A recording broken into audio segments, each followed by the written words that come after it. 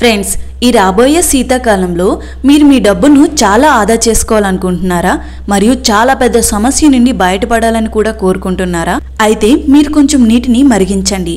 ఆ నీటిలో ఒక ముక్క దాల్చిన చెక్క, సగం నిమ్మకాయ రసం, 2 లవంగాలు, 1 టీ స్పూన్ తేనె కలపండి. బాగా కలిపి 2 నుంచి 3 నిమిషాలు మరిగించి ఆ నీటిని ఫిల్టర్ చేయండి. దీన్ని 1 వారం తాగితే ఎంత పాత దగ్గు, జలుబు లేదా గొంతు నొప్పి అయినా చాలా సులభంగా పరిష్కారం అవుతుంది. ఒకసారి దీన్ని తయారు చేసి చూడండి. కుటుంబం మరియు స్నేహితులకు షేర్ చేయండి.